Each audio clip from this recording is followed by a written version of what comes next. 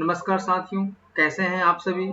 बहुत सारे स्टूडेंट का कमेंट आ रहा था कि डीएलएड में लेसन प्लान कैसे बनाएं।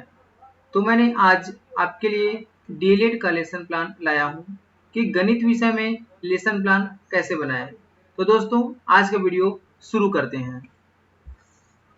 यहाँ पे फॉर्मेट में लाया हूँ जिसमें लिखा है पाठ्य योजना क्रमांक 1। इसमें रहेगा छात्र अध्यापक अब्लिक छात्र अध्यापिका का नाम, जो टीचर ट्रेनिंग में गए हैं उसका नाम यहाँ पे रहेगा। साला का नाम, जिस स्कूल में आपका टीचिंग लगा है उस स्कूल का नाम यहाँ पे लिखेंगे। क्लास, कौन से क्लास में आप अध्यापन करने के लिए कार्य करने गए हैं उस कक्षा का नाम यहाँ पे रहेगा। कालखंड, फर्स्ट है तो फर्स्ट, सेकेंड है तो सेकेंड, इस तरह से आप कालखंड यहाँ पे मेंशन करेंगे। विषय आपका गणित विषय है। दिनांक जैसा कि यहाँ पे दिया है 1/10/2022। प्रकरण क्या है, टॉपिक क्या है आपका, हानि। अवधि, जो टाइमिंग है वहाँ का, एक पीरियड का जो टाइमिंग है 40 मिनट का है, 40 मिनट का है। इसके बाद हम देखते हैं कि जो फॉर्मेट है, फर्स्ट में है पाठ्य योजना का क्रमांक। डीएलएड और बीएड का जो पाठ्य योजना है, लेसन प्लान है, वो अलग अलग बनता है। तो यहाँ पे डीएड वालों का अलग लेसन प्लान अलग बनेगा और बीएड वालों का जो फॉर्मेट वो रहेगा वो अलग बनेगा। उसका नई तालीम के अनुसार बनेगा, हार्वर्ड के अनुसार बनेगा और ब्लूम के अनुसार बनेगा। तो यहाँ पे मैं जो बता रहा हूँ ये डीएलएड के अनुसार ये फॉर्मेट बनेगा, न कि बीएड के अनुसार। इसको आपको ध्यान देना है। यहाँ पे ये जो फॉर्मेट है पूरा डीएलएड के लिए है। यहाँ पे जो फॉर्मेट में लिखा है पाठ्य योजना का क्रमांक, आपका पाठ्य योजना क्रमांक फर्स्ट है कि सेकंड है, इस तरह से यहाँ पे इसमें मेंशन करेंगे। फिर है पाठ का नाम, आपका पाठ का नाम क्या है, लाभ हानि है। उद्देश्य में देखते हैं कि सामान्य उद्देश्य, विशिष्ट उद्देश्य है। जैसे कि यहाँ पे सामान्य उद्देश्य में लिखा है छात्रों में गणित विषय के प्रति रुचि जागृत करना। सेकेंड है छात्रों में गणितीय क्षमता का विकास करना। थर्ड है छात्रों को गणित विषय की ओर आकर्षित करना। फोर्थ पॉइंट है छात्रों को गणितीय तथ्यों का ज्ञान कराना। फिफ्थ पॉइंट है छात्रों में सोचने, समझने व तर्क करने की शक्ति को प्रदर्शित करना। इसके बाद हम देखते हैं कि विशिष्ट उद्देश्य में छात्र हानि के बारे में जान पाएंगे, छात्र हानि के बारे में समझेंगे, छात्र हानि के सवालों को दैनिक जीवन में हल कर सकेंगे। फिर देखते हैं कि कौन से टीचिंग मेथड का यहाँ पे इन्होंने यूज किया है।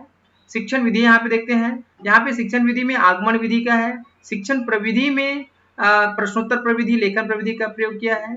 शिक्षण सूत्र में इस अध्याय में ज्ञात से अज्ञात की ओर प्रयोग किया है, सरल से जटिल की ओर प्रयोग किया है, सूक्ष्म से स्थूल की ओर प्रयोग किया है, उदाहरण से नियम की ओर प्रयोग किया है। फिर देखते हैं टीचिंग जो सामग्री है, शिक्षण सामग्री है। यहाँ पे सामान्य सामग्री के रूप में चाक हो गया, डस्टर हो गया, पॉइंटर हो गया, लपेट सैंपट हो गया। इस तरह से ये सामान्य सामग्री है। विशेष सामग्री में जैसे वहां पे हम चार्ट ले जाएंगे, ये मॉडल, टीचिंग मॉडल वगैरह हम जो ले जाएंगे, ये विशेष सामग्री के अंतर्गत आता है। जैसे यहाँ पे जो स्टूडेंट है वो चार्ट पेपर ले गए हैं, तो यहाँ पे जो सूत्र का यहाँ इन्होंने प्रयोग किया है, जैसे लाभ बराबर विक्रय मूल्य ऋण क्रय मूल्य।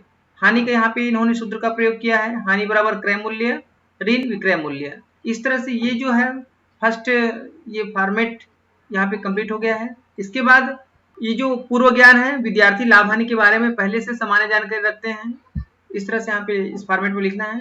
प्रस्तावना प्रश्न कैसे निकालेंगे, तो देखेंगे यहाँ पे भी एक आपको फॉर्मेट बनाना है। क्रमांक रहेगा, छात्र अध्यापक और छात्रा अध्यापिका का नाम रहेगा, यहाँ पे छात्र अध्यापक और छात्रा अध्यापिका का कार्य रहेगा, फिर इधर रहेगा छात्र का कार्य रहेगा।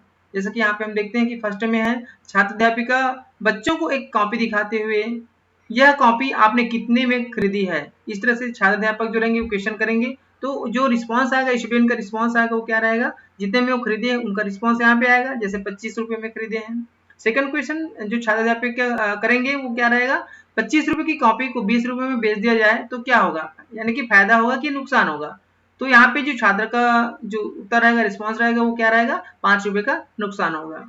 फिर तीसरा क्वेश्चन करेंगे, और ये जो क्वेश्चन करेंगे वो हमारे टॉपिक से रिलेटेड रहेगा, वो हमारे प्रकरण में आएगा। इस तरह से यहाँ पे ऐसा क्वेश्चन करेंगे, जैसे कि 5 रुपए का नुकसान हुआ, उसे गणितीय भाषा में क्या कहते हैं। तो यहाँ पे जो बच्चे रहेंगे, जो स्टूडेंट रहेंगे, उनको हो सकता है वो उनका आंसर न दे पाए। तो यहाँ पे हमारा क्वेश्चन मार्क या क्वेश्चन प्रश्न समस्यात्मक प्रश्न बनता है, या बच्चे शांत हो जाते हैं। तो अब उसी के बारे में आपको उस क्लास में पढ़ाना है जहाँ पे बच्चे वहां अपना आंसर नहीं दे पाते। तो यहाँ पे उद्देश्य कथन में यही लिखेंगे कि आज हम लाभ हानि पाठ के सवालों का विस्तृत अध्ययन करेंगे, क्योंकि हमारे टॉपिक क्या है, लाभ हानि है। इस तरह से हम उद्देश्य कथन में उस टॉपिक का यहाँ पे नाम लिखेंगे। पहले से आपको टॉपिक नहीं बताने कि हम आज इस अध्याय का अध्ययन करेंगे, इस तरह से आपको नहीं लिखना है। प्रस्तुतिकरण कैसे करेंगे? प्रस्तुतिकरण में भी हम यहाँ पे 5 कॉलम बनाएंगे। पहला में क्रमांक लिखेंगे, शिक्षण बिंदु लिखेंगे, छात्र अध्यापिका कार्य, छात्र कार्य और सैमपट कार्य। जो ब्लैक बोर्ड वर्क होता है ये इसमें रहेगा। यहाँ पे शिक्षण बिंदु में जैसे कि हानि यहाँ पे जो लिखा है, छात्र अध्यापिका कार्य में क्या लिखेंगे? छात्रों, जब हम किसी वस्तु को लागत मूल्य से कम मूल्य में बेचते हैं तो उससे हमें जो नुकसान प्राप्त होता है उसे हम हानि कहेंगे। अब इसमें छात्र का जो रिस्पॉन्स क्या रहेगा वो ध्यानपूर्वक सुनेंगे और जो महत्वपूर्ण बिंदु जो रहेगा उसको वो लिखेंगे। शिक्षण बिंदु दूसरे में क्या रहेगा? हानि का सूत्र यहाँ पे हम बता सकते हैं, हानि बराबर क्रय मूल्य ऋण विक्रय मूल्य। फिर हानि का उदाहरण भी दे सकते हैं, जैसे कि यहाँ पे मैं किसी का नाम लिखा हूँ, स्टूडेंट का यहाँ पे नाम है, दुर्वासा ने 20 रुपए का फूल 10 रुपए में बेच दिया तो उसे कितने रुपए का हानि होगा। इस तरह से क्या है हम यहाँ पे उदाहरण दे सकते हैं। फिर सैमपट कार्य में क्या, आप जो ब्लैक बोर्ड रहेगा उसमें आपको लिखना पड़ेगा कि हानि का सूत्र क्या है। जैसे यहाँ पे जो आप लेसन प्लान की कॉपी बनाएंगे तो यहाँ पे ब्लैक बोर्ड आपको वहां पे पेस्ट करना पड़ेगा, चस्पा करना पड़ेगा, जैसे कि आप लोग इस फॉर्मेट में देख रहे हैं। हानि का सूत्र, हानि बराबर क्रय मूल्य ऋण विक्रय मूल्य। उदाहरण 20 रुपए का जो यहाँ पे एग्जाम्पल दिया, 20 रुपए का जो फूल है वो 10 रुपए में अगर बेच दिया जाए तो कितने रुपए का नुकसान होगा?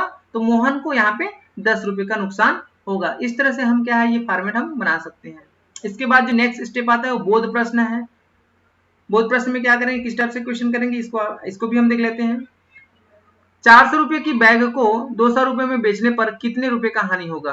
तो यहाँ पे पता जो स्टूडेंट है वो बता देंगे कि 200 रुपए का हमें नुकसान होगा। उसी तरह फिर से क्वेश्चन यहाँ पे करेंगे कि 50 रुपए का जो पेन है वो अगर 30 रुपए में बेचते हैं तो हमें कितने रुपए का नुकसान होगा या हानि होगा। तो यहाँ पे हम इस तरह से बोध प्रश्न कर सकते हैं। पुनरावृत्ति प्रश्न में हम कैसे करेंगे? पुनरावृत्ति प्रश्न जो रिपीटेशन क्वेश्चन होता है, जो हम क्लास में पढ़ाए हैं उसी से हमको फिर से क्वेश्चन करना पड़ेगा। यहाँ पे जैसे लिखा है, हानि किसे कहते हैं, 100 उदाहरण बताइए। तो जो हम पढ़ा चुके हैं उसी से हमको क्वेश्चन करना रहेगा। हानि का सूत्र क्या होता है वहां पे बच्चे बता देंगे क्योंकि वो पढ़ चुके हैं।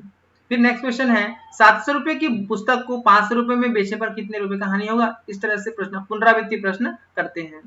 मूल्यांकन यहाँ पे देखते हैं। मूल्यांकन यहाँ पे फिर से आपको 4 कॉलम बनानी है कि फर्स्ट कॉलम में लिखेंगे विद्यार्थी ने क्या सीखा।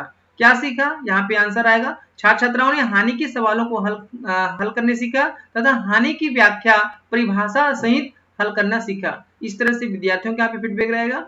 कितने विद्यार्थियों ने सीखा? लगभग सभी विद्यार्थियों ने सीखा है।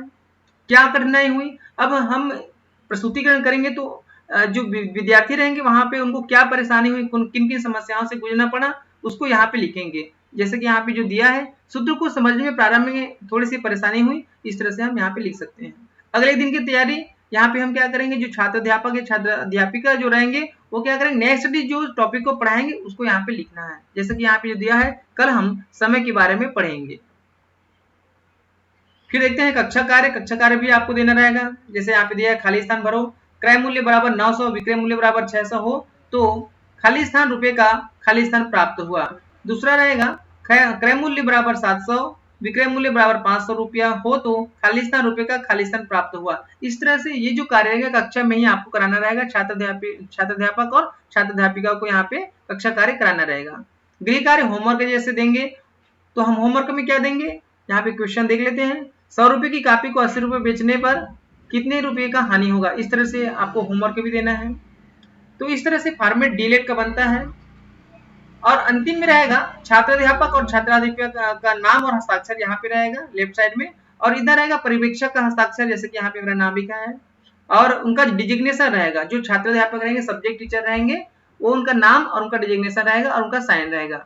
इस तरह से ये जो वीडियो है पूरा फॉर्मेट आप लोग को समझ में आया होगा। आशा करता हूं दोस्तों यह वीडियो आपके लिए हेल्पफुल रहा या अच्छा लगा तो प्लीज हमारे वीडियो को सब्सक्राइब कीजिए, लाइक कीजिए एवं शेयर कीजिए। इस वीडियो को पूरा देखने के लिए धन्यवाद।